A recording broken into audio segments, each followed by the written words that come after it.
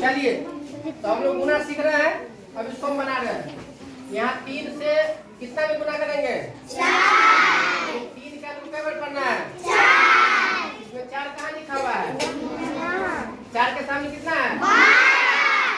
3 का इनको 4 में पढ़ने से कितना आता है? 3 चौका कितना हो जाएगा? हासिल 1। अब 3 का इनको कितना से गुना करना है? 3 को 7 के सामने चलेंगे। ये 7 है और 7 के सामने कितना है? 21। यानी कि 3 का इनको 7 में पढ़ेंगे तो कितना मिलेगा हमको? 21। और 21 में जोड़ेंगे तो कितना हो जाएगा? 22। क्लियर है? Yes sir. अब यहाँ देखिए, फिर ये 3 है, ये 7 है, तो 3 का इनको 7 से गुना करना है 3 को, तो 3 का इनको 7 में पढ़ेंगे तो कितना होगा? 21। यहाँ देखिए 7 यहाँ पे है ना? Yes sir. 7 के सामने कितना है? 21। तो यानी 3 का इनको 7 में पढ़ने से कितना मिलेगा हमको? 21 का कितना लिखेंगे? 1 हाथ में 2।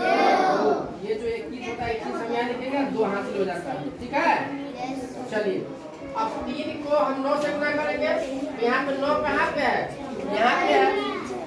और 9 के सामने कितना है? 27। तो इसका मतलब 3 का इनको जब हम 9 में पढ़ेंगे तो कितना होगा? 27।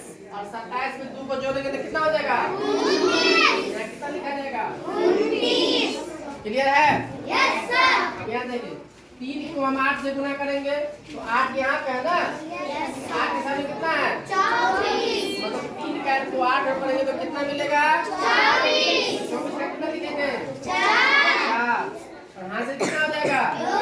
2। अब 3 को 5 से गुना करना है, 3 को 5 से गुना है तो 5 यहाँ है ना? 5 के सामने कितना है? 15। 3 का इनको 5 में पढ़ने से कितना मिलेगा हमको? 15।